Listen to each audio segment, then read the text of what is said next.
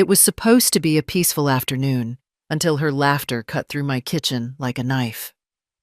My son's wife pushed my plate toward the door and said, "Eat outside with the dogs." Everyone laughed, except me. I didn't shout. I didn't cry. I stood still, watching her smile fade into something I would never forget. That day, I made one quiet call to someone who made sure she'd never laugh again. You won't believe what followed. I'm glad you're here. Please like the video, subscribe, and listen till the end. It happened in the middle of a bright afternoon, the kind of day that feels normal until one sentence changes everything. I was in the kitchen, setting the table for lunch. The smell of rice and lentils filled the air, and I had just poured tea into small cups when she walked in, my son's wife, wearing a smile that didn't reach her eyes. She looked around the room, saw me standing there with my hands still wet from washing dishes, and laughed loud enough for the whole house to hear. There were guests in the living room. Her friends, people I barely knew but welcomed with my best manners.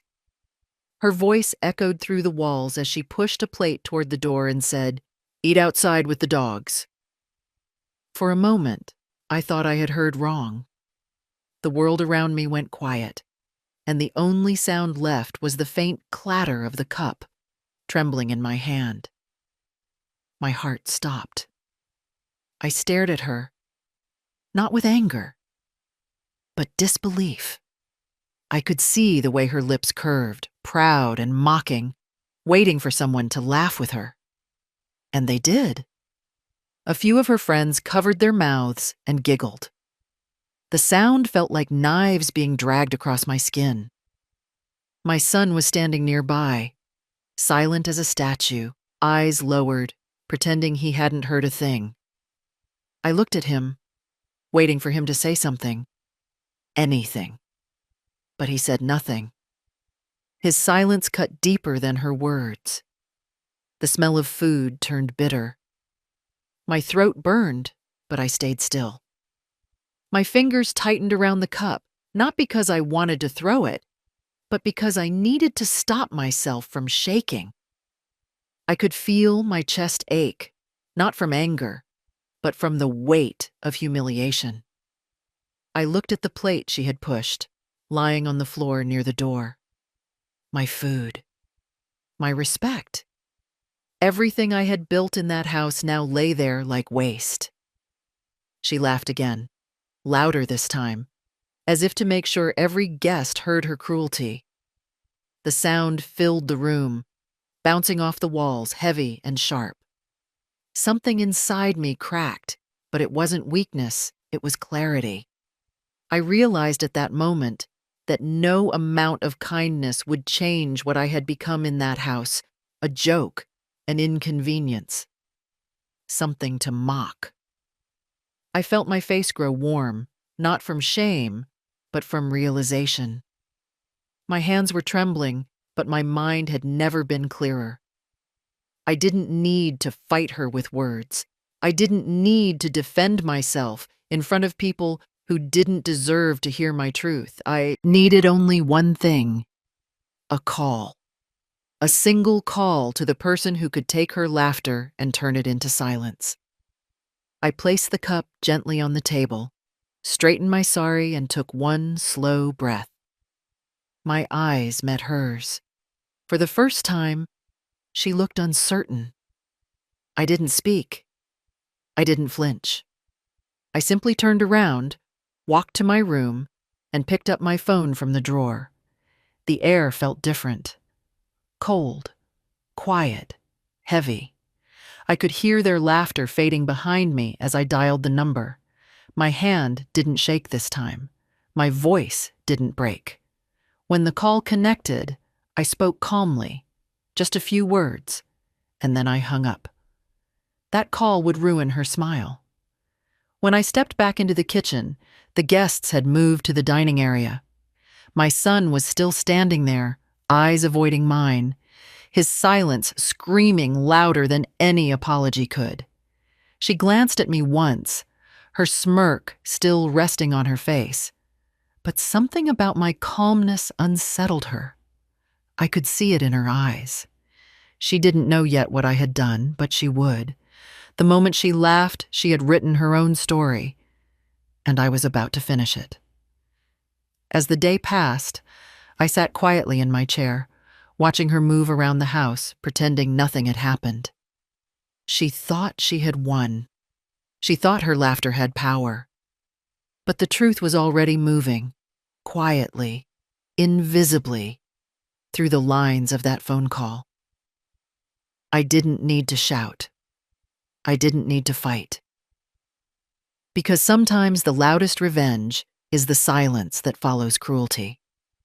That evening the house was calm again, but not the same. I could hear her voice in another room, still laughing, still confident. But my heart was no longer trembling. I felt a strange peace, the kind that comes when you finally decide you will not let disrespect live under your roof anymore. I sat by the window, looking out at the street where my husband and I once stood, dreaming about this very home. The same home where I was, now told to eat outside with the dogs. I smiled faintly, not from joy, but from certainty. That night, as the lights went out, I whispered quietly to myself, not a prayer, but a promise. Tomorrow, she will understand. I was not born into comfort. My story began with work, not rest. After my husband died, I had only two things left: my son and my hands. Those hands became my life.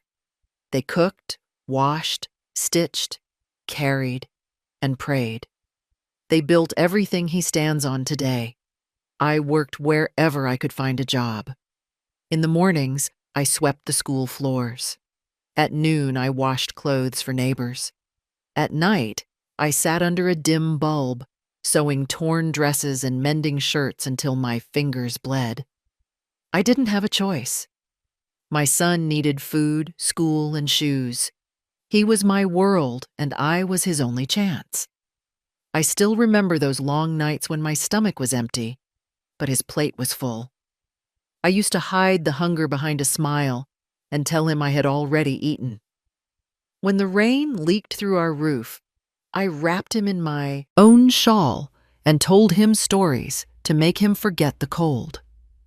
I sold my wedding bangles to pay his school fees.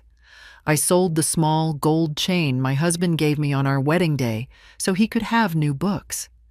I never cried over what I lost because I believed I was building his future. My love for him was the only thing that kept me alive. He was a bright child, polite, full of dreams. I remember his small voice saying, "One day, I'll make you proud." Those words carried me through every hardship. I worked harder, prayed stronger, saved every coin. I stitched school uniforms for other children and secretly used the leftover fabric to patch his. I remember standing outside the school gates, holding my breath as the teacher announced his name for top grades. That day, I felt like every pain I had ever suffered had a purpose. When he got his first job, I was the happiest woman alive. I bought sweets for the entire neighborhood, even though I barely had enough for rent. When he brought home his first salary, I told him to keep it, that his happiness was my reward. I thought those years of struggle were finally over. I thought I could finally rest. When he told me he was getting married, I was proud. I thought I was gaining a daughter, a companion who would care for me as her own mother. I welcomed her with all my heart. I remember that first day she entered our house. Bright eyes, shining clothes, a polite smile that hid something I could not see yet. I cooked her favorite dishes. I gave her my jewelry, saying, "You are my daughter now." She thanked me softly. I believed every word. For the first few weeks, everything seemed fine. She smiled, spoke sweetly, even called me Ma. I used to tell my neighbors, "She's an angel. My son is lucky." But angels, too, can wear masks. Slowly, small changes began. She started rearranging the house, my kitchen, my room, my memories. She called it modernizing, but it felt like erasing me. My old utensils disappeared, replaced with new ones she never used. My photographs were moved from the living room to a dusty corner. She changed curtains, furniture, even the way meals were served. I stayed quiet, thinking she was just finding her way. I told myself it was her home now, too. But every time I stepped into my own house, it felt a little less mine.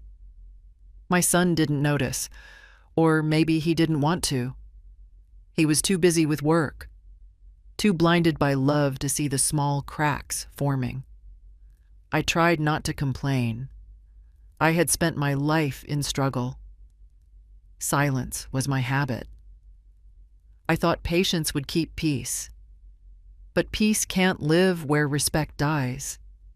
She started mocking small things, the way I spoke, the old clothes I wore, the simple food I made. It was always wrapped in a joke, a soft laugh, a casual tone, but I heard the truth behind it. Her laughter carried poison, and each drop of that poison fell on my heart. The first time she insulted me in front of guests, I convinced myself it was a mistake. The second time, I told myself she didn't mean it. The third time, I knew it was not an accident. It was pleasure. I saw the joy in her eyes when others laughed. She wanted to make me small, to remind me that I was just an old woman living under her roof. But what she forgot was that the roof she stood under was built by my hands. Every time she humiliated me, I would go to my room, sit on my bed, and open the small wooden box that held my past. Inside were letters from my husband, old photographs, my son's childhood drawings, and one small prayer note. That box was my strength. Whenever I felt my dignity slipping away, I would hold that note and remind myself who I was. I was not weak. I was not helpless. I was a woman who had built everything from nothing. I kept loving my son despite his silence. I kept forgiving her despite her cruelty. But love and forgiveness are not armor. They are open wounds. The more I forgave, the more she took. The more I stayed silent, the louder she became. Still, I believed time would change her heart. I told myself, she will understand one day. I didn't know that the day she laughed at me in my kitchen would be the day everything would end. I look back now and realize how blind I was. I thought family meant loyalty, but I learned that blood can turn cold when pride takes over. I thought marriage meant respect for elders, but I learned that love can make people forget who raised them. I had given everything for my son, my time, my health, my youth, and in return, his wife gave me laughter, sharp and cruel, echoing in the very home I had built. That's the ache that never fades. Not the insult itself, but the memory of it.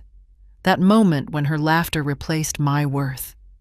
It wasn't just about food or a plate. It was about a line being crossed, about love being mocked in front of strangers. It was about realizing that kindness means nothing to those who mistake silence for weakness. That day, when she told me to eat outside with the dogs, I didn't see my daughter-in-law anymore. I saw every sacrifice I ever made being laughed at. And that was the moment something inside me hardened. Not hate, not rage, but a calm determination. The kind of strength that grows in the ruins of love. I had spent my life giving, but that day, I decided I would take something back. Not revenge, but justice. Quiet, precise, and final. Because the same woman who once sewed her son's clothes in candlelight would now sew the last thread of humiliation into a lesson his wife would never forget. The cruelty did not start that day at lunch. It began quietly, in moments so small that at first, I thought they meant nothing. I remember the first time she moved my teacup from the table and said it didn't match the new decor. I laughed softly, thinking she just wanted things neat. I didn't know it was the beginning of something colder, a slow rearranging of my place in the home. One by one, my things disappeared. My old shawl, the small framed photo of my husband, the chair where I always sat near the window.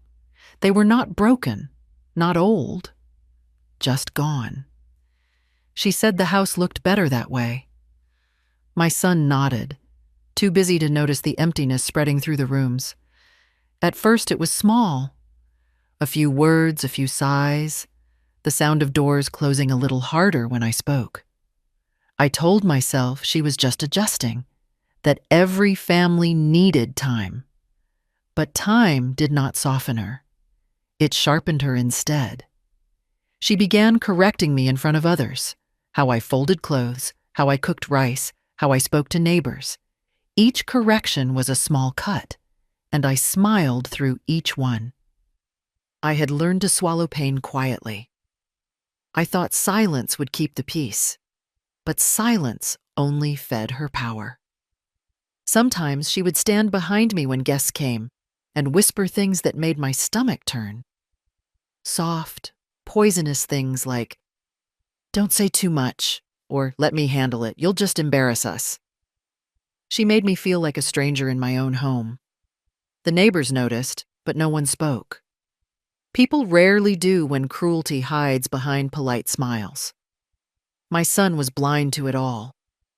When I tried to speak, he said, "She's just young, Mom. Give her time." I gave her time. I gave her years. And in return, she gave me silence, distance, and a slow, invisible kind of humiliation that ate away at my peace. It wasn't just the house she changed. It was the rhythm of my days. She took over the kitchen, but left me chores she didn't want. Washing heavy pots, cleaning the yard, sweeping late at night. Once, when I made my son's favorite dish, she served it without a word, and later threw the leftovers in the bin. I found the plate half full, food wasted, pride broken. I didn't say a thing. I just cleaned it quietly, like I had always done. The sound of the tap running covered the sound of my tears. Soon, my friends stopped visiting. They said they didn't feel welcome anymore. She would greet them with a smile that was too sharp and words that were too sweet. They would stay for a few minutes and then leave early. I began spending more time alone. My evenings grew longer, my mornings quieter. The house felt bigger, but not in a good way. It echoed with the weight of things unsaid. Even celebrations became something I feared. On my birthday, she gave me a gift. A new set of clothes that didn't fit. When I tried them on, she laughed softly and said, "Oh, well, maybe next year you'll fit into them." My son smiled awkwardly, thinking it was a joke. I smiled too, pretending it was funny. But inside, I felt a crack forming, small but deep. I began writing things down. Small notes of what she said, what she did, what disappeared. I didn't know why at first.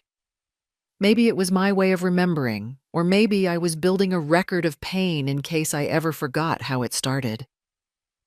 I wrote about the day she hid my medicine because she didn't like the smell of it. I wrote about the time she told me to eat after everyone else because she didn't want the table messy. I wrote about the looks she gave when my son wasn't watching. Cold, quiet, sharp looks that said everything words didn't need to. There were days when she would pretend kindness, bringing me tea or asking about my health. But her eyes never softened. It was never about care. It was control, dressed as concern. Every gesture had a reason, every smile a shadow behind it. She wanted me to feel small, to feel like I was a guest overstaying my welcome. And I began to believe it. I started staying in my room longer, avoiding family meals, speaking less. It was easier that way, less noise, less conflict. But silence only made her bolder. I noticed how she began controlling my son too, not with anger, but with affection that wrapped around him like a chain. He stopped asking about my day. He stopped checking on my needs. He believed her version of peace, one where I stayed quiet and invisible. I saw it happening, but said nothing. I had already learned that my voice no longer carried weight in this house. The woman who once led her family with strength had become a background shadow in her own story. Then came the whispers about money. I overheard her one night speaking on the phone, her tone low but confident. She spoke about property, about signatures, about cleaning up the paperwork. My name came up once, and my heart raced. I stayed silent, pretending to sleep, but every word stayed with me. It wasn't just disrespect anymore. It was planning. And for the first time, I felt fear mixed with anger. A calm anger, the kind that doesn't burn but freezes. The days that followed grew colder. She stopped pretending to care. She began talking about modern families and how old people needed to give space. Every meal became a battlefield of unspoken rules. Every conversation was a test. My son drifted further, and I realized he wasn't just blind. He was comfortable being blind. That hurt more than her insults. I had raised him to see truth, but now he chose lies because they were easier. One morning, I found my wedding photograph missing from the shelf. When I asked, she said she didn't know where it was. Later, I found it in a drawer with a scratch across my face. That night, I cried quietly into my pillow for the first time in years. It wasn't just a picture. It was my life being erased piece by piece, until I no longer existed in the home I built. But pain can turn into something else when you let it sit too long. Mine turned into clarity. I began to see her not as cruel for cruelty's sake, but as someone who believed she would never face consequences. That realization gave me strength. I began to keep not only notes but evidence. Receipts of things that vanished. Photos of how she treated me. Records of her words. I didn't know what I would do with them yet, but I knew I would use them one day. Every day she grew bolder. Every day I grew quieter. But my silence was no longer fear. It was preparation. She thought I was weak because I didn't fight. But strength isn't always loud. Sometimes it sits in the corner, watching, waiting, knowing the right moment to rise. I was waiting for that moment. The small cuts had become wounds now, but I had stopped bleeding. I had learned how to carry pain without letting it show. The same patience that had built my son's future would now build my justice. I wasn't going to scream, and I wasn't going to beg. I would do what I had always done: endure, prepare, and act when the time was right. Because she could laugh all she wanted, but one day that laughter would meet silence. And in that silence, she would finally understand what she had done. The lunch that day started like any other small family meal, with voices, plates, and the slow clatter of spoons against bowls. I had cooked slowly that morning, stirring the dal on a low flame, washing the rice until it shone. I had polished the little brass bowl my husband used to like, and I set the table the way we always had. Simple, careful, like a prayer. Guests arrived, and the house filled with chatter and the smell of food. I felt a quiet kind of pride, the same pride I used to feel when my son was small and his eyes lit up at my cooking. I did not expect what came next. She came into the kitchen wearing a bright dress and a smile that was ready to be cruel. Her friends were waiting in the living room, and she moved like someone who had learned how to command a room. She looked at the table, at the plates, at me, and the smile stayed on her face. Then she pushed my plate toward the door with her hand, the movement small but sharp, and in a voice that invited laughter, she said, "Eat outside with the dogs." The sentence hung in the air like a stone. For a second, no one moved. The cutlery stopped halfway to mouths. The laughter that followed felt like wind after rain, sudden, cold, and wet with shame. Some guests giggled without thinking. One of her friends covered her mouth and then tried to laugh quietly. My son looked away. He did not say anything. He looked at the floor as if it might explain his wife's words for him. The whole room shrank around me while that one line of cruelty stayed as wide as a road. My hands froze on the spoon.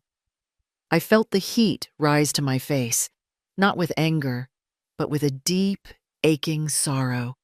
The house I had kept tidy for decades, the same house where I had patched his clothes and mended his shoes, now held people who were ready to laugh at me.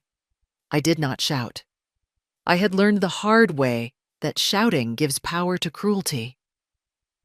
I set the spoon down carefully, like setting down something fragile, and I breathed. My breath felt too small for the hurt inside me. When I looked at her, the smile on her face was steady, practiced. She had the sort of smile that waits for applause. She wanted the sound of people noticing her cruelty. And they gave it to her. The sound in the room built into a small storm of polite laughter and awkward silences. My son avoided my eyes. He moved his hand in that slow, polite way that says, "This is complicated," when it is only cowardice. My heart ached more for his silence than for her words. I had raised him through nights of work and worry. I had hoped he would stand where it mattered, but he did not. I did not answer her. I didn't give her the satisfaction of a scene. Instead, I did something I learned from years of being unnoticed. I kept my dignity. I smiled in a way that did not give her back her moment. I moved as if my hands were busy with something important. I picked up the cup and walked to the sink. My movements were slow, so my shame would not drag me faster than my feet. The water was cold, and the sound of it helped me string my thoughts into something like a plan. I washed my hands and dried them on the towel that had hung in that kitchen for 20 years. I stood by the window for a while after, watching the blades of the fan mix the air. I could hear them laughing in the other room, voices overlapping like a crowd of small birds. I could hear my son's polite, hollow jokes as he tried to smooth over her words. I felt my pulse steady in my neck. The first feeling was shock, then a deep, hollow pain, and after that, a quiet clarity. The clarity felt like cold glass in my hands. Sharp, clear, honest. It told me that this was not a joke. This was a line. And some lines are not for crossing by those who live in your house. I remembered small things in that cold clarity. Moments when she had rearranged my photos, the time she called my cooking old-fashioned in front of her friends, the night she took money with little explanations. The insult at the table was not an isolated wound. It was the visible part of a slow erosion. I had felt the edges for months, but they had been too quiet to name. Now they had a voice, and everyone had heard it. I felt a long chain of small slights wrap around me, each one part of the rope that pulled at my heart. I left the table without spectacle. I put the cup back on the shelf because I could not eat while that sound lived in my mouth. My movements were deliberate. I did not want to add drama. Drama is what bullies hunger for. I had no desire to feed them. I took my shawl, walked out the back door, and sat on the step where the sun had warmed many feet before mine. The courtyard smelled of damp earth and jasmine. The world outside the door rolled on as it always had. The tuk-tuk at the corner, the neighbor sweeping her stoop, a child calling for a lost ball. Life did not pause for the dignity of old women, and that was the point. Cruelty wears the face of normalcy and expects the world to join. I sat with the plate beside me, empty and cooling, and I watched my hands. They had done so much for my family. Measured rice, bandaged scrapes, folded letters, held hands through fever. I rolled the rim of the plate between my fingers and felt the small grooves where we had used it for years. For a moment, I thought about smashing it, letting the sound of my own breaking make people notice. But I thought of the years I had spent building things with patient hands, and I would not give in to breaking what little piece I had left. So instead, I placed the plate gently on the step and breathed. As I sat, I felt the old thing come back, the thing that had kept me going when his father was gone, and the house was quiet and empty. It was not anger in the bright, hot way. It was a wintry, slow thing. It was a patience that had learned how to turn pain into careful steps. I thought of the neighbors who had once relied on me for small favors, the children I had watched grow taller, the shopkeeper who had given me sugar on credit when there was no money. I had community woven into my life like threads in a sari. That thread could be pulled into action if needed. I did not want to pull it. I preferred peace. But I would not let humiliation live under my roof unchallenged. I thought about leaving then, really leaving, but the idea of giving into exile felt too much like admitting I had been right to be pushed out. If I left, I would be conceding that my home was not a place for me. I had raised my son here. I had slept on the thin mattress on that floor while he downloaded dreams. If I walked away, who would say my labor had meaning? I would rather stay and make those who mocked understand that homes are not built to be turned into stages for cruelty. I checked my phone and found a small number written on a scrap of paper inside the drawer. The number of a woman from the community council who had always spoken kindly to me. I did not call her. Instead, I wrote down what happened in my small notebook, in the same careful handwriting I had used for decades. I wrote the words she had spoken, who was there, my son's silence. I wrote the day, the time. I wrote the faces that had laughed. My hand did not tremble as it filled the page. The act of writing steadied me. Writing is a way of naming things. If you can name an injury, sometimes it becomes possible to treat it. The afternoon moved on, and the house hummed with people who would forget by tomorrow what they ate. I stayed on the step as long as the sun warmed my knees, watching their shadows cross the yard. When the guests began to leave, I walked inside slowly and took the plate from the step. I washed it clean, dried it, and put it back where it belonged. My action was small and ordinary, and it was my refusal to hand them any more drama. I would not make my life into their entertainment. That night I prepared a small cup of tea and sat by my window. The street outside was quiet, and the air smelled of wet dust. My son came to his room, took his bath, and spoke to his wife as if nothing had happened. They laughed soft private laughs that held her voice like a ring. I listened with my cup cooling in my hands. I felt a slow, oleander kind of grief, the kind that blooms in secret and smells sharp. I understood that words could be careless and carve like knives. I also understood that a single call, a single note, a single record can make those words look different under the light. I thought about what I could do that night and found my hands reaching for the old notebooks. I pulled them out, found the pages where I had been keeping small records, dates, moments, how often she had removed a photograph, the times she had hidden the bills. They were small things, but in the quiet of my room, each note made a line of proof, thin threads that could be woven into a fabric of truth. I did not know yet what I would do with it all, but the act of collecting felt like putting stones in a wall. Each stone would be heavy and solid and would not be moved by laughter. I lay awake that night, the events of the day running like a slow film behind my eyes. I remembered the way my son had once scraped his knee and how he had learned to trust me without words. I remembered the nights of low light and high worry when I had sewn his school clothes with trembling fingers so he would not be ashamed. I had given my life to build his future, and the woman he had chosen used my life as a joke. I felt a sorrow that settled into the bones, but under it, a plan began to take shape like a small, steady seed. That plan was nothing like the loud scenes that feed cruelty. It was quiet, lawful, and steady.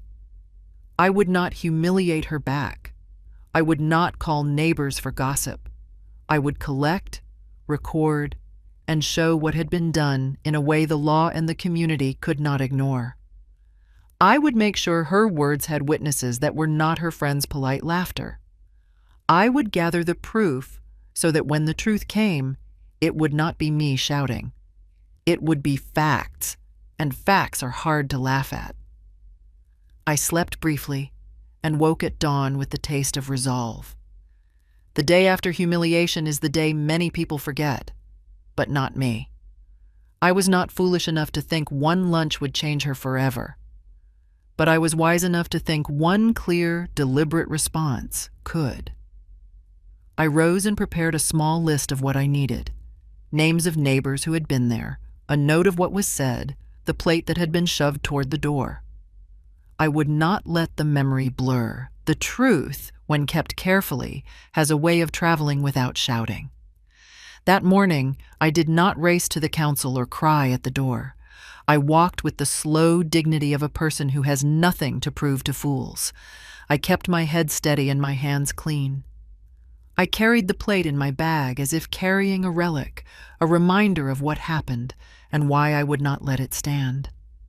I knew that the road ahead would not be quick, but that is the work of age.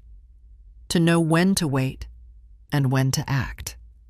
And I would act in a way that could not be laughed away. That night, after the laughter died, I sat by my window and let the darkness breathe around me. The street was quiet, but my mind was alive. The words she spoke at the table still echoed in my chest, twisting and turning until they became something sharp enough to wake me fully. I realized then that humiliation is not just an act, it is a pattern. It grows slowly, like mold in corners you don't see until the smell of it fills the house. I had been breathing that air for months. I was done pretending it was clean. I looked around my small room, at the wardrobe I had owned for 30 years, at the framed photo of my husband whose eyes seemed to follow me through every storm. I spoke to him in my heart, not with anger but with resolve. I told him that his house would no longer be a place where cruelty lived without consequence. I opened my old wooden chest where I kept notebooks, papers, and small bits of my life. Inside was the book I had been writing in quietly for months.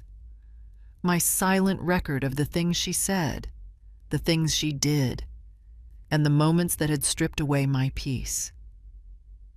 That notebook had started as a way to survive the days. Now it would become the key to everything. I began by rereading each page, The handwriting was shaky in places. Words pressed too hard as if trying to push pain into the paper. Each date, each entry brought the scenes back to life. The mocking smile, the hidden money, the whispered insults when no one else was listening. At first I cried as I read, but after the tears stopped, something else took their place. A strange calm, like the quiet after a storm when the damage is visible and repair finally feels possible. I took a small box from the bottom of the chest. Inside were receipts, old bills, and letters I had kept for no reason other than habit. I began sorting through them, searching for anything that connected to her. I found one slip, a transfer request that had my son's signature, but not his handwriting. I stared at it for a long time, tracing the pen marks. I knew my son's writing. I had taught him to hold a pencil when he was 6. This was not his.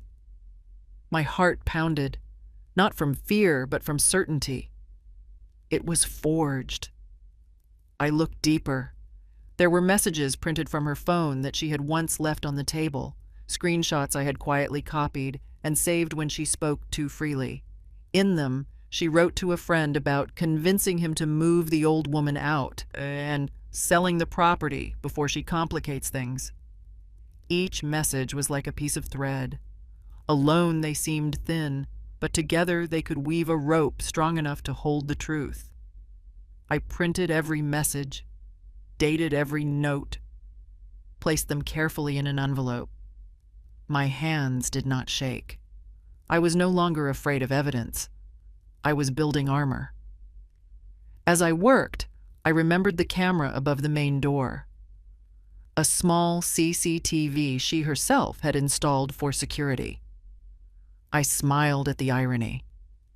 That camera had watched me pick up the plate she threw to the floor, had seen her shove me aside one evening when she wanted space in the kitchen, had recorded every gesture that carried disrespect. I turned on my small phone and opened the recordings. The clips were grainy, but her voice was clear. There she was, standing at the door, laughing. There was the moment she said, "Eat outside with the dogs." The words were crystal, cold, and undeniable. I played the clip again and again, until it stopped feeling like pain and started feeling like proof. By the time dawn broke, I had 3 envelopes on my table, one with written notes, one with printed messages, and one with the recordings. I placed them side by side, neatly, like a soldier lining up tools before battle. But this battle was not for revenge. It was for truth. I did not want her to suffer as I had. I wanted her to face herself. The law does not punish insults easily, but it recognizes patterns. And what I held in my hands was a pattern of humiliation, manipulation, and deceit. Later that morning, I brewed tea and sat with my phone. I scrolled to a number I had not called in years, an old colleague from my days working in the municipal office, a woman who had retired but still knew how things moved quietly through official channels. She had once told me, "If you ever need help, call me." Not to cry, but to act. My finger hovered over the call button. I didn't press it yet. Instead, I looked at the sunlight on the floor, at how it touched my feet, and thought of dignity. Dignity is not something people give you. It is something you hold even when others try to take it away. That thought gave me strength. I pressed call. The voice on the other end was older, but kind. I told her I needed advice, not pity. I told her I had proof of things I could no longer ignore. She listened without interruption, only asking, "Do you have evidence?" I said yes. She said softly, "Then write a summary of everything, date by date, and bring it tomorrow. Don't worry. We'll make sure the right eyes see it first." That single promise felt heavier than all my years of silence. I thanked her, and hung up. The rest of the day moved like clockwork, slow but deliberate. I labeled the envelopes, made copies of each file, and backed up the recordings on a small USB drive my son had once given me as a gift. He had said, "Use it to keep memories safe." He didn't know how literal that would become. I sealed the USB in a small pouch and placed it in my bag. Every sound in the house that day felt sharper. The clang of dishes, the click of her heels, the laughter from her phone. But beneath all that noise, there was a new rhythm. The quiet heartbeat of justice taking shape. That evening, when she walked past my room, she glanced in and saw me writing. "Still keeping your little notes?" she said with a mocking smile. I didn't respond. My silence confused her. She mistook it for surrender, not knowing it was preparation. People like her mistake. Quietness for weakness, until quietness becomes their undoing. The night before I went to meet my old colleague, I sat with the envelopes in front of me like three small witnesses. I read each note one last time to ensure nothing was missing. I added the printed photo of the scratched wedding picture she had hidden. I added the hospital receipt she had thrown away because it showed my money had paid for her shopping, not my medication. Every piece of paper held a story she thought was buried. I tied the envelopes with a thread and wrote the date on top. Then I placed my hand over them and whispered to myself that I was not doing this out of spite. I was doing it because cruelty thrives in shadows, and it was time to bring light. I closed my eyes, and in the dark behind them, I saw my husband's face, calm, proud, and certain. I knew then that I was doing the right thing. The next morning, I dressed simply, tied my hair neatly, and left before anyone woke up. The road was cool and still. The walk to the bus stop felt longer than usual, but each step steadied me. I held my bag close, feeling the papers inside shift with my movement. Each rustle sounded like an answer to every insult I had endured. At the municipal office, my old colleague greeted me with tea and patience. We sat at a small desk as I handed her the envelopes. She opened the first one and read in silence, nodding occasionally. When she heard the recording, her expression changed. "This," she said quietly, "is enough to open an inquiry if you want one." I told her I didn't want to destroy anyone, only to ensure no one else was destroyed by them. She smiled faintly, understanding. She helped me write a formal statement and made copies of everything. She said she would forward it discreetly to the welfare department that handled family disputes and elder mistreatment. By the time I returned home, the sun was high and the house was quiet. My daughter-in-law was on the phone, laughing as usual, unaware of the small shift, already moving beneath her feet. My son was at work. I went to my room, placed one copy of the evidence in the cupboard, and sat down with my tea. I felt lighter. The anger had drained out, replaced by purpose. That night, I heard them arguing softly. My son asked if she had said something at lunch. Someone must have told him. She denied it, her tone defensive, brittle. I didn't smile, but I felt the balance beginning to tilt. The truth, once set in motion, doesn't stop. It finds its way through cracks and whispers. I slept peacefully for the first time in weeks, knowing the evidence was no longer mine alone to carry. I had handed it to the world, to fairness, to something larger than my own pain. What would come next was not my burden. It was the natural weight of her own actions returning to her. The proof was no longer a secret. It was a mirror. And mirrors never lie. The next morning began quietly, but there was a weight and milieu. the air that only I could feel. The evidence sat in the drawer beside my bed, sealed and ready, but my work was not done.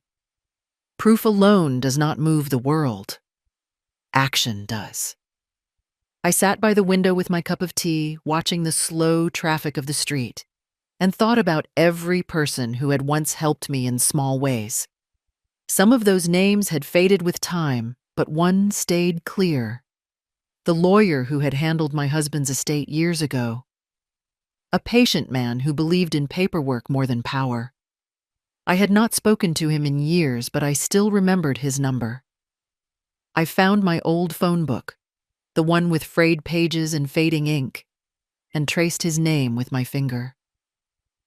My hand trembled a little, not from fear, but from the weight of what I was about to do. This was not about anger anymore. It was about dignity. I had spent my life holding families together with silence and forgiveness. Now it was time to hold myself together with truth. I picked up the phone and dialed. When he answered, his voice sounded older but steady, and hearing it brought back a quiet sense of trust. I told him who I was. I didn't need to explain much. He remembered me, the widow who had come with papers too neat and eyes too tired. I told him I needed help again, not for property, not for money, but for protection. He listened carefully, and when I mentioned that I had proof of emotional abuse and forgery, his tone changed. He said I should come tomorrow morning, bring everything, and not speak of it to anyone. That last part I understood very well. After the call, I felt something shift inside me. Not relief, but readiness. I went through the envelopes one more time, making sure every detail was in order. I added a small note describing what happened at the table, the insult that turned into a decision. It was no longer just a story. It was evidence of intent, humiliation, and deceit. I attached it to the top and sealed the stack again. I labeled it neatly, for legal review, personal matter. Then I placed it in my bag alongside the USB drive and my notebook. The rest of the day passed in silence. My daughter-in-law noticed I was quieter than usual, but she mistook it for defeat. She smiled when she saw me cleaning the same shelf twice, unaware that I was memorizing the documents she kept there. She walked around the house with her usual confidence, calling friends, making plans. I watched her and realized how arrogance blinds people. They believe silence means surrender when it is actually the sound of observation. That evening, I walked to the end of the lane where the post office stood. I met an old neighbor who once worked at the municipal office. I greeted her warmly and spoke about small things, prices, the weather, the noise of the city. But before leaving, I asked if she still knew the head clerk who managed property documents. She nodded, surprised by my question. I smiled and said I just wanted to update an old record. It wasn't a lie. I was updating my life's record, one name at a time. I returned home just as the streetlights came on. The house looked peaceful from the outside, glowing softly under the porch light. Inside, though, I felt the air heavy with secrets. My son was home, tired from work, and she was serving him dinner with her usual charm. I greeted them quietly and went to my room. I could hear her voice through the wall, light, sweet, rehearsed. I wondered how many people she had fooled with that tone. I sat on the bed and opened my notebook again, adding one more note. Charm hides cruelty when no one listens long enough to see the cracks. Before sleeping, I checked my phone and wrote down the second number. My friend at the municipal office, the one who had helped me file my documents long ago. She had always been sharp, the kind of woman who saw truth between lines. I decided to call her next. I didn't need many allies, just honest ones. I set my alarm for early morning and placed my phone beside the envelopes. Then I lay down, not to dream, but to prepare. Sleep came slow but peaceful, the kind of sleep that comes when a decision is already made. The next morning, I dressed in a simple sari, tied my hair neatly, and left before anyone else woke up. The city was still half asleep. The sound of sweeping brooms and the smell of boiling milk followed me down the street. I reached the lawyer's office by the time the shutters lifted. He was there, standing by the doorway, a man who had aged with grace. When he saw me, he gestured me inside. His office was small but tidy, papers stacked neatly, walls lined with framed certificates. I sat down across from him, and without wasting words, I handed him the envelope. He opened it carefully, reading each page with the attention of a man who knows that truth hides in small details. When he reached the recordings, I explained where they came from: the door camera, the date, the time. He listened without interrupting. When the last clip played, he looked up slowly, his expression unreadable. Then he said, "This is enough to file both a domestic complaint and a fraud inquiry. Do you want to proceed?" I nodded once.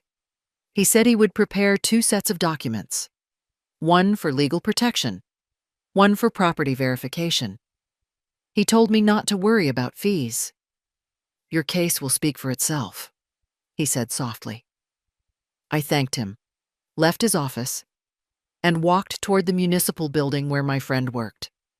At the office, she greeted me with surprise and warmth. When I explained briefly that I needed help verifying land records, she led me to a desk and opened the files. Together, we checked the property ID numbers, signatures, and recent access logs. And there it was, a request to transfer the ownership of the house, signed not by me, but by someone using my initials. My heart sank for a moment, but I steadied myself. Proof without patience is chaos. I needed both. My friend printed the record and signed her name beside it as verification. She said she would alert her supervisor to flag the case quietly for review. By the time I left, the sun was warm, and the world looked unchanged. The same traffic, the same noise, the same sky. But everything inside me had shifted. I was no longer a woman waiting for respect. I was a woman creating consequences. That evening, I sat on the veranda watching her through the window. She was on a video call, laughing, her gestures animated. I thought of the envelope now locked safely in my lawyer's office, the municipal records flagged, the truth beginning to move through proper channels. I realized that justice does not need anger to exist. It only needs evidence and the will to use it. Days passed and small ripples began to appear. My son received a letter requesting him to confirm property ownership. I watched his confusion grow each day as he asked questions she could not answer. The laughter in the house began to fade. Her voice, once loud and confident, grew smaller, sharper. She made more calls, whispered more often, stayed quiet longer. The silence that once belonged to me had now become hers. At night, I would sit by the window and write short notes of what I observed, her unease, her panic, her small attempts to cover her tracks. I wrote not for revenge, but for record. If there is one thing age teaches, it is that truth, once written, cannot be erased by lies. 1 week later, my lawyer called. He said the documents were ready for filing. I thanked him and agreed to meet the next morning. I hung up and looked at my reflection in the window. The same face that had once bent over sewing machines and stoves now looked calm and firm. The lines on my face were no longer signs of weakness. They were proof of endurance. The plan was no longer a dream. It was action. I had called the right people, not out of anger, but out of self-respect. Each call had been a thread, and now those threads had formed a net strong enough to hold the truth. She thought she had broken me with laughter, but laughter fades. Records remain. That night, I slept without fear. The following week passed with an unusual stillness. The letters had been sent, the papers filed, and the air inside the house began to change. I could feel it before I could see it. The same woman who once walked through the rooms as if she owned the walls now moved with hesitation, glancing over her shoulder as though the furniture itself might be listening. Pride, when it begins to rot, gives off a quiet smell. I had lived long enough to recognize it. My plan did not require confrontation. I had learned that some traps are not made with anger, but with patience. She had built her confidence on the belief that no one would challenge her. All I needed to do was give her enough space to keep believing it. I spoke less, smiled more, and made sure to move around the house as though everything was normal. That calmness was my disguise. She saw peace. I saw progress. The lawyer had told me to wait. "Let her reveal herself," he said. "The guilty cannot resist showing their hands." I followed his advice. I stopped asking questions, stopped reacting to her small taunts. Instead, I observed. Every conversation she had on the phone, every whisper behind closed doors, every sudden visit from strangers. I noticed it all. My silence made her comfortable, and comfort made her careless. A few days later, 2 men came to the house dressed like real estate agents. They spoke with her in low voices while my son was away. I stayed in my room, but I listened. They were discussing the sale of a portion of the property. I heard numbers, papers, and laughter. She didn't know that I had already secured a legal hold preventing any transaction without my written consent. The trap was ready, and she was walking right into it. After they left, she came to my room pretending kindness. She offered me tea, spoke about random things, tried to sound warm. It was a performance. I saw it in her eyes, that mix of guilt and arrogance that people wear when they think they are smarter than everyone else. I took the cup and thanked her softly. The act of kindness became part of my collection of evidence. Every gesture was a thread, and I was weaving it patiently. That night, I went through the day's details in my notebook. I wrote about the visitors, the conversation, the tone of her laughter. I added the date and time, like a small historian of my own life.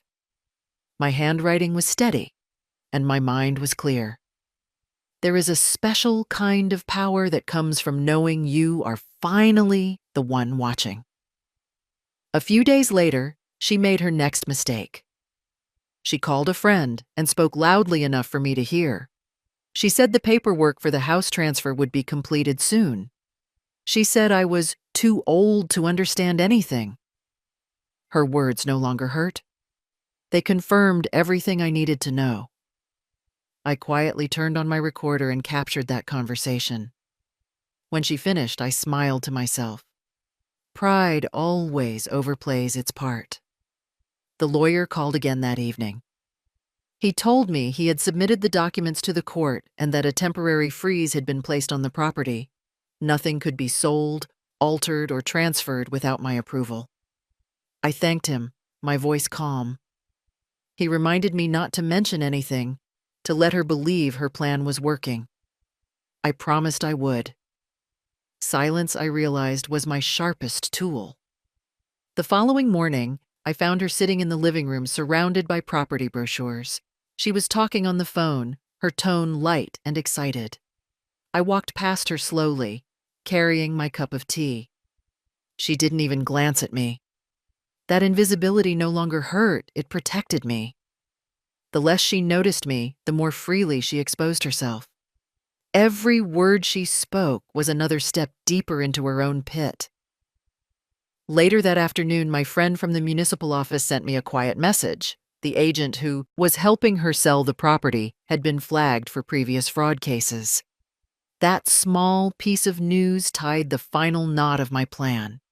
It was no longer just her pride at risk. It was her credibility. I didn't need to lift a hand. The truth was doing all the work. That night, I prepared one final step. I wrote a letter to my son, not to accuse, but to record. I told him what had happened, what I had done, and where the papers were kept. I did not ask for apology or understanding. I wrote it because written truth endures longer than spoken defense. I sealed the letter and placed it in my drawer beside the other envelopes. The next few days unfolded like a quiet play. She grew more confident, more certain that her plans were working. She called more agents, signed small forms, and even started showing the house to potential buyers. I acted unaware, sitting on the porch knitting or watering the plants. What she didn't know was that every visitor who stepped into the house was being documented. The lawyer had arranged for 2 officers to observe discreetly, disguised as potential buyers. Each visit added another layer to the case. On the morning of the last meeting, she wore her best clothes. Her perfume filled the hallway. She told my son she was expecting friends for a business discussion. He nodded, still confused about the letters and notices arriving by mail. When the doorbell rang, she greeted the visitors with confidence. I stayed in my room, listening. 10 minutes later, her laughter stopped abruptly. The men she thought were buyers introduced themselves as officers from the legal department, showing her the court order and paperwork. She tried to argue, but the recordings and signed documents were placed in front of her. Her face drained of color. My son was called into the room. Confusion turned into silence as he read the evidence. For the first time, he looked at me differently.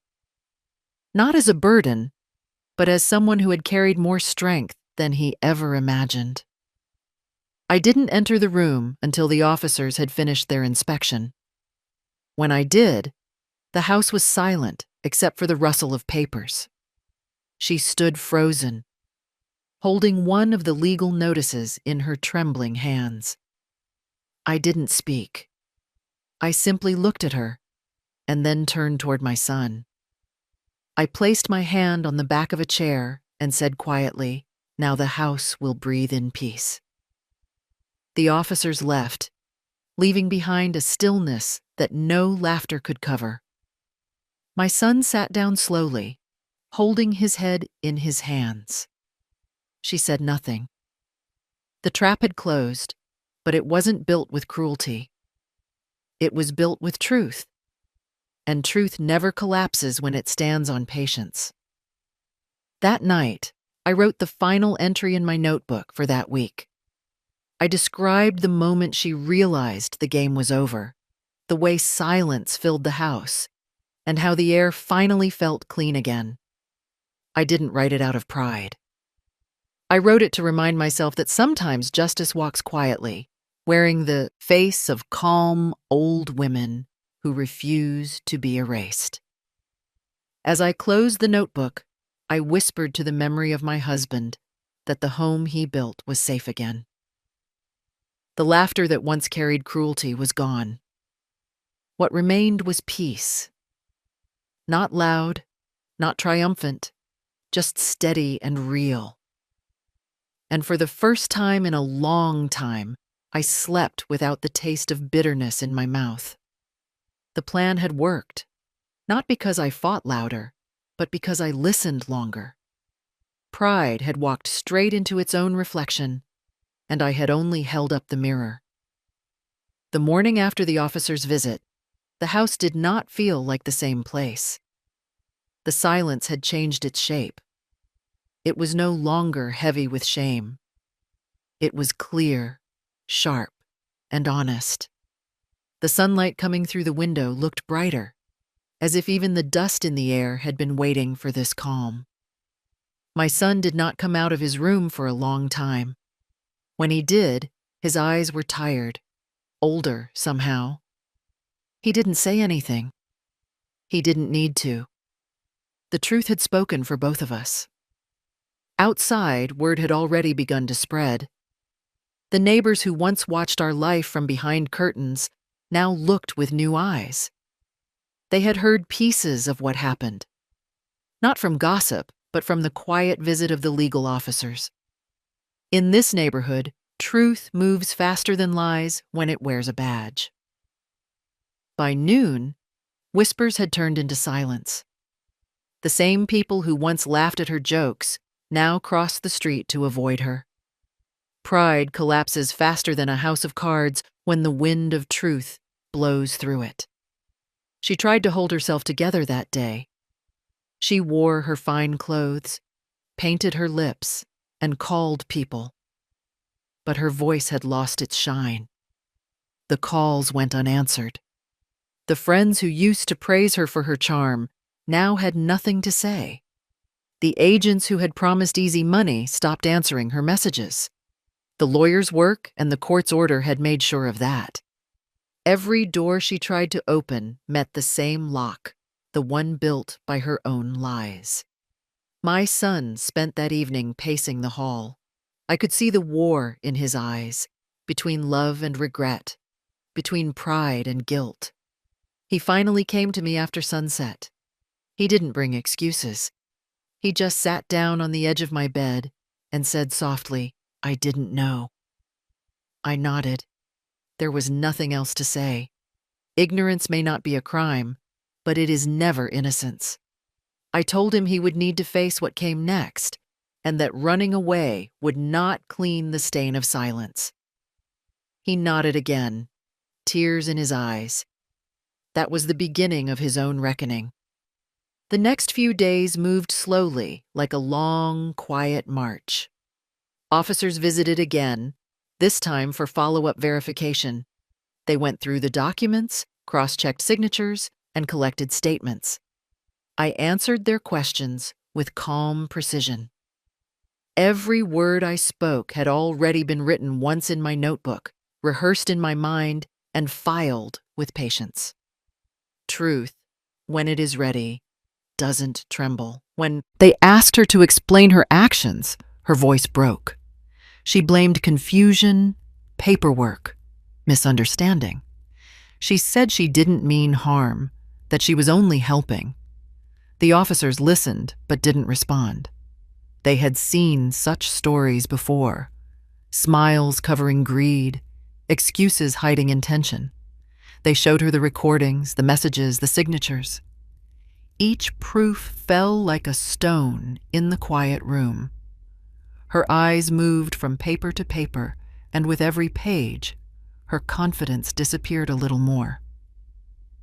When the officers left, she sat on the floor of the living room, staring at nothing.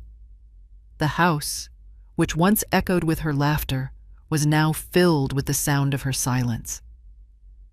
My son stood near the door, frozen between anger and sorrow. I walked past them both, calm and slow, and began to light the lamps for the evening. Some battles are not fought with noise.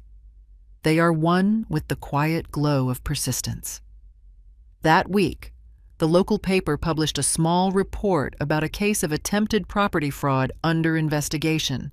No names, just the facts. But everyone in our area could read between the lines. Her name was not printed, yet her actions spoke louder than any headline. The shame that she had once tried to throw on me now rested on her shoulders, heavy and visible. The same society that had admired her began to look at her with cold eyes. Respect is fragile. Once broken, it cannot be glued back together. In the following days, she stayed mostly in her room. Her friends stopped visiting. My son spoke less, worked more, and avoided her gaze. The house was finally quiet. Not peaceful yet, but honest. That honesty was worth every tear I had once shed. Sometimes the only way to restore dignity is to let the world see who truly broke it. I didn't celebrate her downfall. I didn't feel joy or triumph. I only felt balance, like a scale finally steady after years of tilting unfairly. I spent my mornings watering the plants, cleaning the porch, and preparing my meals the way I used to before all the chaos. I started to sleep better. My dreams were simple again, filled with quiet mornings and my husband's laughter from long ago. The storm had passed, and what remained was peace. Slow, gentle, and earned. One afternoon, the same officers returned, this time with papers for me to sign. The investigation had confirmed the forgery, and the property was declared secure under my name. The forged documents were officially void. They thanked me for my cooperation, and before leaving, one of them said, "Not many people your age fight so calmly for justice." I smiled faintly. It wasn't a fight, I thought. It was survival with dignity. After they left, I went to the small shrine in the corner of my room, lit an incense stick, and whispered a thank you, not to fate, but to courage. Courage doesn't roar. Sometimes it just sits quietly and refuses to die.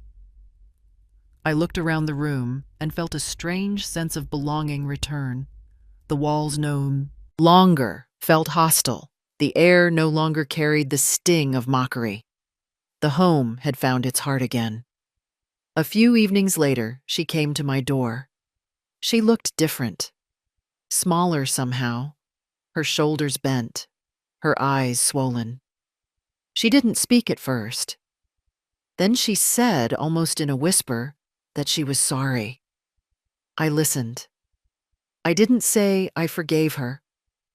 Forgiveness is not a word, it's a process. I only told her that respect, once lost, takes time to grow back. She nodded and walked away, her steps unsteady. That moment wasn't victory, it was closure. The neighborhood soon returned to its usual rhythm. The gossip faded, the children played again, and the sound of everyday life returned.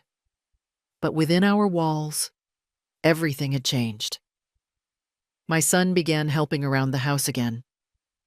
He brought me groceries, fixed the broken cupboard, sat with me during dinner. He didn't say much, but every small act was an apology. I accepted it in silence. Actions mean more than words. When the last of the legal letters arrived, confirming the closure of the case, I placed it inside my wooden chest along with the old notebook.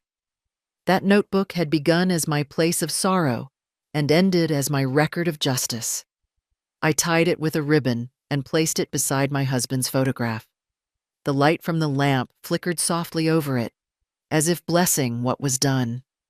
That night, for the first time in years, I walked to the porch and looked up at the stars without feeling the weight of someone's cruelty.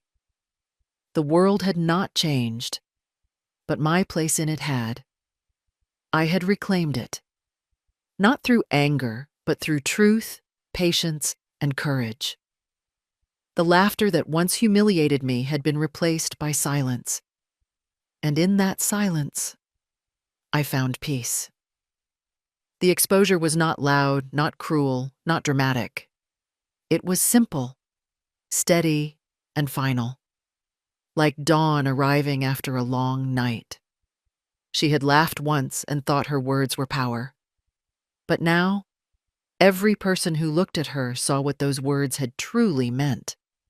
The mirror had been held up, and she could not look away. The weeks after the investigation ended were quiet, but they carried a strange kind of heaviness. Not of fear, but of reflection. The house had changed again. The same walls that once held whispers of cruelty now echoed with careful footsteps and the sound of humility returning. She no longer laughed loudly or spoke sharply. Her voice had softened, not from kindness, but from consequence. The pride that once shone in her eyes had been replaced by a dull awareness of what she had done. My son moved through his days differently, too. He woke earlier, helped with breakfast, and looked at me before leaving for work, as if trying to read the years he had ignored. He had begun to understand that neglect is a slow cruelty of its own. His silence was no longer the same. It wasn't avoidance anymore. It was regret learning to speak. I could see it in his gestures, in the way he hesitated before speaking, as though weighing every word against the hurt he had once ignored. Neighbors started coming again, cautiously at first, then with warmth. They brought fruits, shared small talk, offered apologies without words. The same people who had believed the lies now spoke softly about courage, about truth, about how quietly justice had arrived at my doorstep.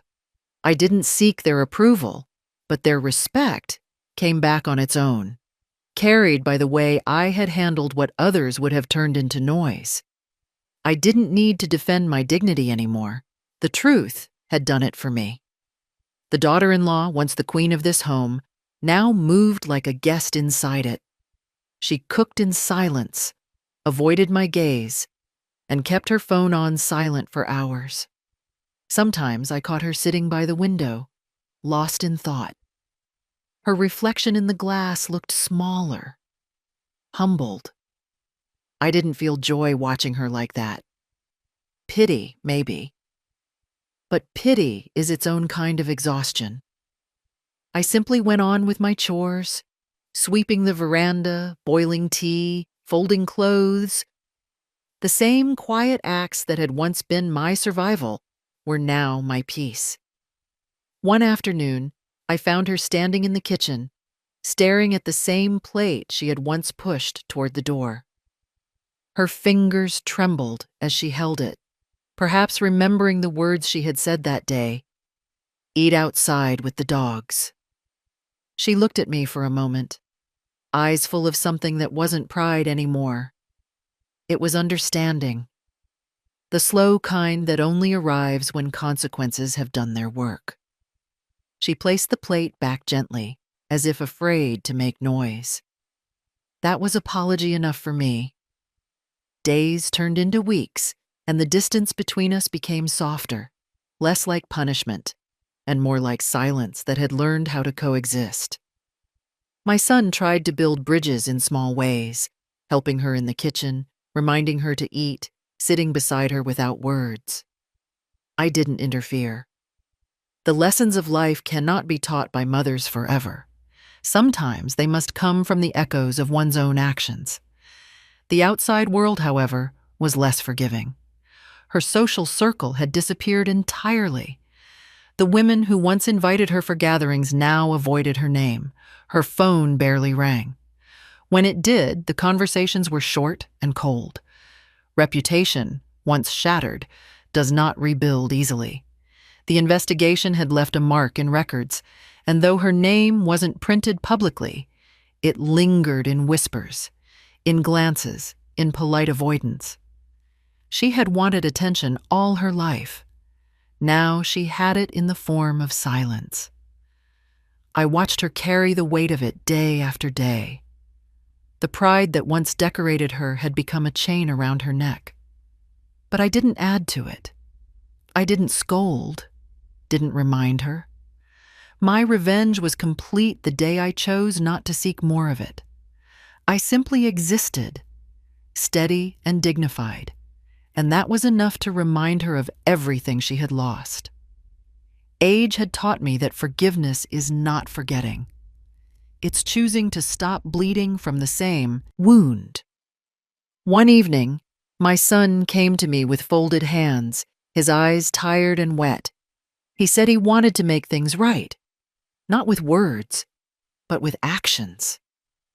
He told me he wanted to take me to the temple, to rebuild what he had broken. We went the next morning. The air was light, the bells echoed softly, and for the first time in a long time, I saw peace on his face. He stood beside me quietly, not as a son trying to prove something, but as a man finally understanding gratitude. That visit changed something between us. He began treating me not as a duty, but as a person. He asked for advice again, shared his worries, and laughed at small things like he used to when he was a boy. Those small laughs healed more than any apology could. The bond that had been cracked began to mend, not perfectly, but honestly. The scars remained, but they didn't hurt anymore. As for her, she began to help me with chores, slowly at first, then with more sincerity. She asked softly if I needed anything, offered tea, and waited for me to respond before moving around the kitchen. I never punished her. Life was already doing that. I simply let her exist in the truth she had created. Every act of kindness from her now carried the shadow of memory, not guilt alone, but growth. The lawyer called one last time, telling me that all legal formalities were finished, the property was secured, and my case was closed. He said I had handled it with rare grace. I thanked him quietly, knowing that grace is often just pain carried with discipline. When I hung up the phone, I sat by the window for a long time, watching the sunset. The orange light filled the room, warm and forgiving. It felt like the universe was closing the chapter itself, page by page, without my help. That night, I opened my notebook one final time. I wrote at the top of the page, "Peace doesn't come when others are punished. It comes when you stop being afraid." I closed the book, tied it with its thread, and placed it beside the lamp.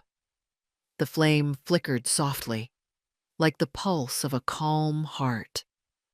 I realized then that revenge had never been my goal. My goal had been respect, the kind that cannot be stolen, even by cruelty. The fallout was complete. Her laughter had vanished, but so had my tears. What remained was balance. My son had learned the price of silence. She had learned the cost of pride. And I had learned that justice is not about anger. It is about truth, patience, and quiet, finding its way back home. When I went to sleep that night, the house felt lighter. The air carried no bitterness, no mockery, no shame. Only the faint smell of incense and the soft ticking of the clock. The same clock that had witnessed every humiliation now kept time for a new kind of peace. The house is quiet now, the kind of quiet that feels earned, not empty. When I wake in the mornings, the first thing I hear is the rustle of leaves outside the window instead of raised voices. The air feels lighter, as if even the walls have let out a long sigh after years of holding pain. I move slowly, not because of age, but because peace deserves to be handled gently. Each step through these rooms reminds me of how far I have come, from humiliation to dignity, from silence to truth. On the shelf near my bed stands a framed photograph. It is from my son's wedding. In it, he and his wife are smiling, young and full of promise. I used to look at that picture and feel bitterness. Now, I look at it and see lessons. The woman in that photo no longer exists. She has learned what cruelty costs. The man beside her has learned what silence destroys. And the mother behind the camera has learned that love, when blind, can make you forget your own worth. I touch the frame sometimes, not with anger, but with gratitude. Because without that pain, I would never have remembered my strength. On the small table beside it lies my wooden chest, the same one that once held my husband's letters and my notebook of sorrow. Inside it now rest the documents that restored my dignity. The case papers, the court letters, the notes I wrote on lonely nights. All of it bound neatly, like a story that has finally found its ending. I don't open it often anymore. It no longer feels like proof. It feels like closure. The chest is heavy, but my heart is light. Sometimes my son sits beside me in the evenings, quietly watching the news or helping me water the plants. He doesn't speak of the past. He doesn't have to. The care in his gestures says everything words cannot. And she, the one who once laughed at my pain, now joins us at the table without pride, without distance. Her voice is low, careful, human. I do not hate her. Hate takes too much space in a soul that has finally found peace. I let time do the forgiving for me. I spend my mornings in the veranda watching children play on the street, their laughter bright and pure. Their joy reminds me that not all laughter hurts. Only the cruel kind does. The rest is healing. The neighbors greet me with warmth again, some even calling me Amma when they pass by. Life has circled back to simplicity, and that is the biggest victory of all. I don't live for pride anymore. I live for peace. At night, when I sit by the window and see my reflection in the glass, I hardly recognize the woman staring back. Her eyes are softer, her shoulders lighter. She has seen betrayal, but she has also seen justice. She has walked through shame, but she never knelt before it. She has learned that revenge is not always about destruction. Sometimes it is about restoration. I whisper to that reflection, you didn't need to shout to be heard. You just needed to stand long enough for the truth to speak. The lamp flickers on the table, and I close my eyes. The scent of incense fills the room. My heart is calm, steady. I think of all the people who live through quiet cruelty, who stay silent because they believe no one will hear them. I want them to know this. Silence can heal, but it can also expose. When the time is right, speak with your actions. Let your truth be the loudest sound in the room. The night outside deepens, but inside my home, there is only peace. I have no need for vengeance anymore. I have my dignity, my name, and my calm. I have learned that the cruel will always laugh first, but they never laugh last. The last word belongs to those who endure. So when I tell my story now, I don't tell it to reopen wounds. I tell it so others know they can heal without hate and rise without noise. I didn't need to raise my voice to be heard. I just needed to remind them where I came from and what I could still become. Tell me, if you were in my place, would you have stayed silent or made that one call? Like, subscribe and tell me where you're listening from.